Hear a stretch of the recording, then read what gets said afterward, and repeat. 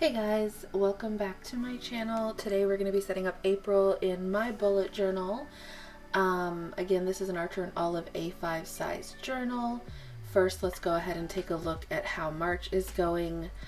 I still absolutely love looking at these pages, and I love the gold glitter, well, it's really green glitter, accents on everything. And this is the weekly that I'm using currently, and then I have a space for a quarterly review page.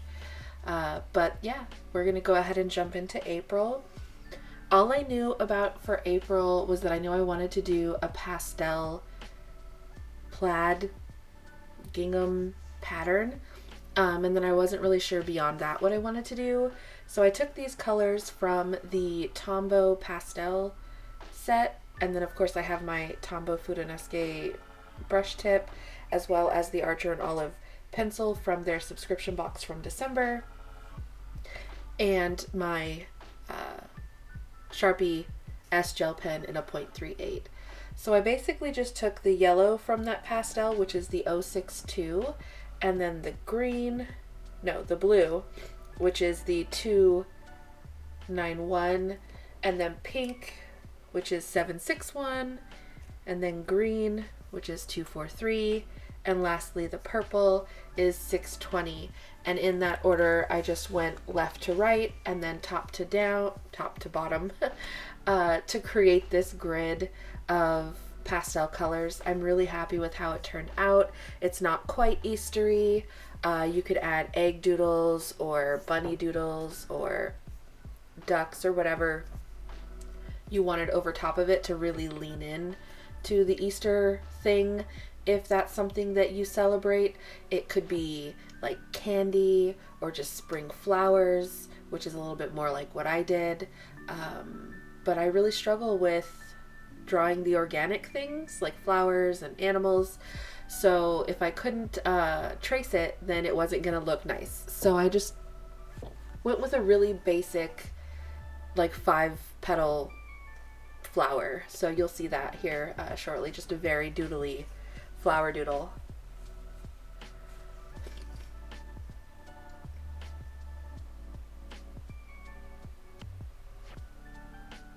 And what's great about this pattern is the lines don't have to be like razor sharp straight. There can be some variations and some differences, and it's still gonna look super cute.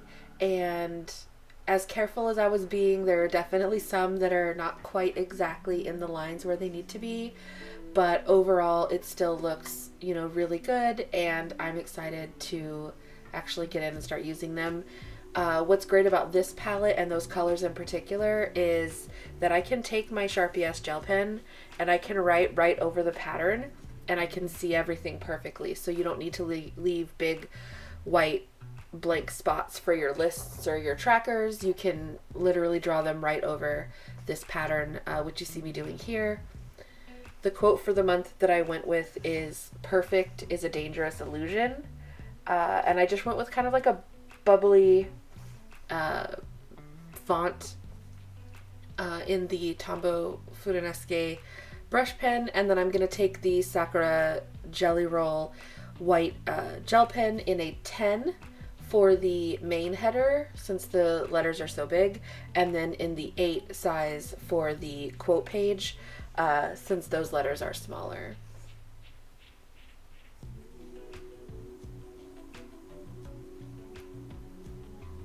Overall, this setup didn't take all that long, because I wasn't really sure what I was going to do. Even when I started filming, I wasn't really sure what I was going to do in terms of doodles.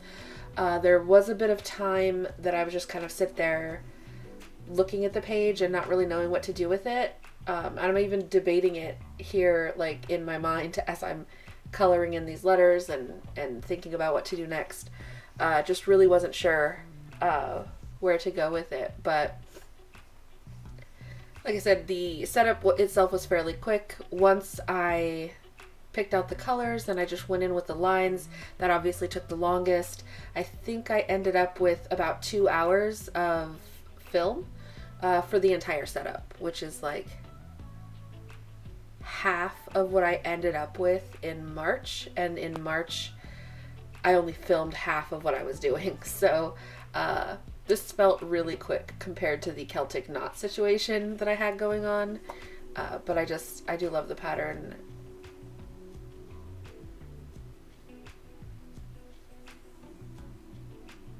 And with that, I'll go ahead and let the background music take over, the video take over, and I will talk to you guys a bit later.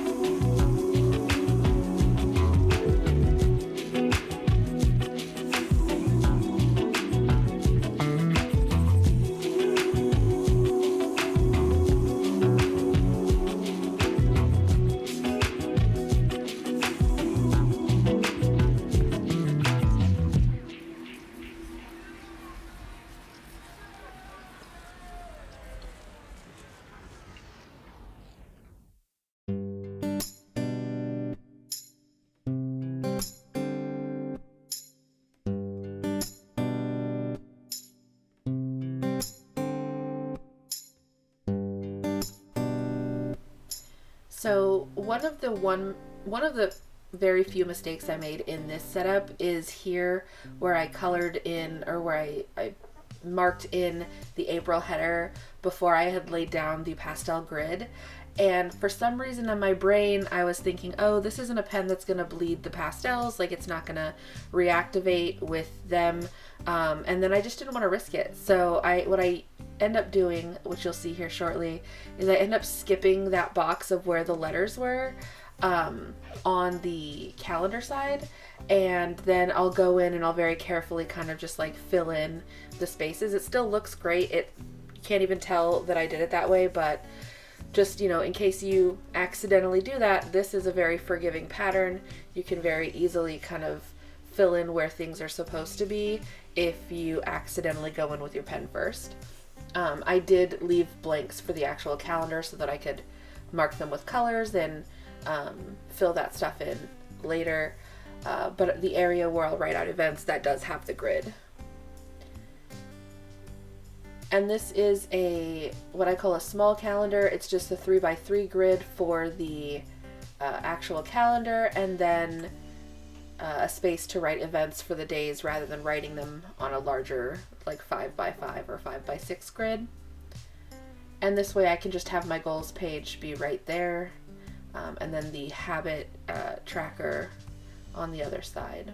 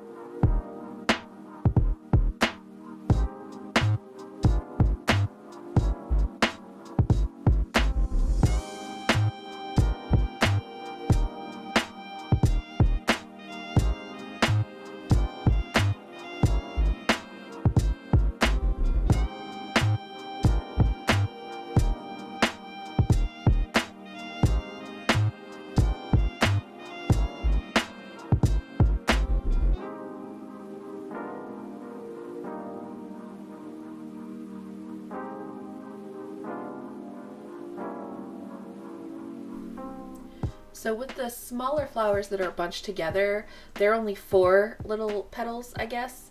And then I just put the dot in the middle, and then all the free flowers that are just kind of floating, those have the 5 petals. But moving on to the habit, I was going to just grid the entire page and then draw in the black boxes and then just use black to mark off which days I did the thing.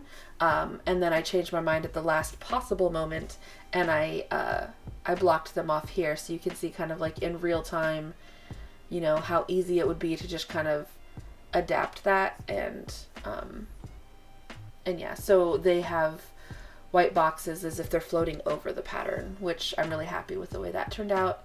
And then on the right, instead of a mood tracker, because again, I don't really get much benefit out of it, I long form journal. I make notes day to day about things that are going on, so I don't really need to track mood, and it's not really something I'm going to look back on long term. So what I'm doing instead is I'm creating a log of things that I did. So I have a column for self-care, I have a column for reading, where I'll list out like how many pages I read or what book I was reading, and then I have a column for exercise. So if I go to the gym and do a low impact workout, or if I go to the gym and I do a spin class versus running on a treadmill or something, or running outside, I can kind of list exactly what exercise I'm doing there before transferring it back to my my workout tracker in the beginning, in the opening pages of my bullet journal. And then I wanted to mention, so here you see that I'm like, okay, I know where the purple goes. I'm just going to mark in all the purple and then go back and mark in all the green. It takes longer to do it one at a time. I just didn't feel like doing the math and counting and then making a mistake since there was no sketching for this pattern. So that's why I really kind of stuck to doing it in order, one pen at a time. I just didn't want to, I thought it would take longer to actually like plan it out. So, but you could plan it out if you wanted to. You could maybe mark a little dot where each of the pink was going to go, or each of the yellow, and then use that as a guide for the rest of the page.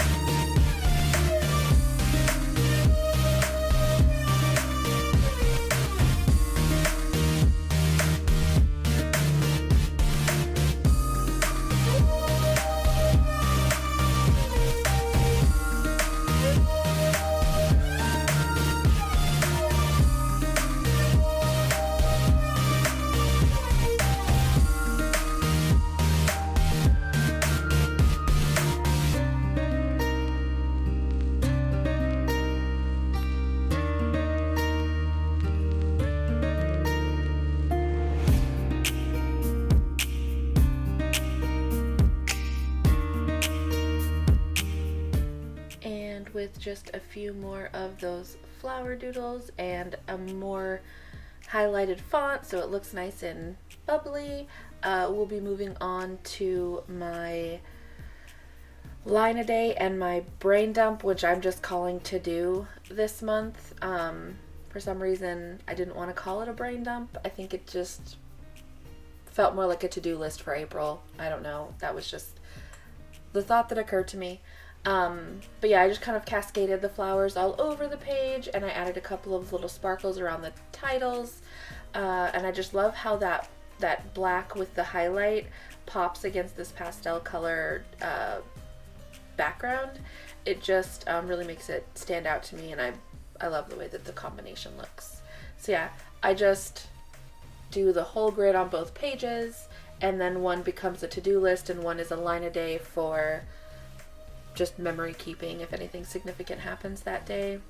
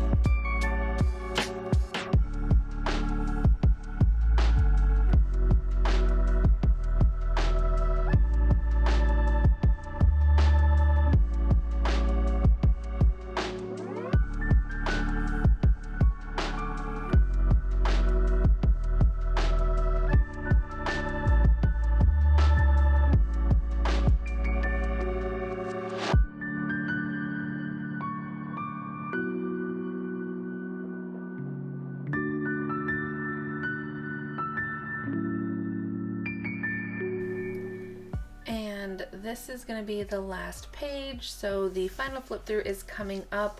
I just wanted to take a moment and thank you guys. I know these last couple of videos have gotten out pretty late just because of stuff going on, but I will, as always, try to be more efficient next month. And until then, I hope you guys enjoy the rest of the video, and I will see you next time.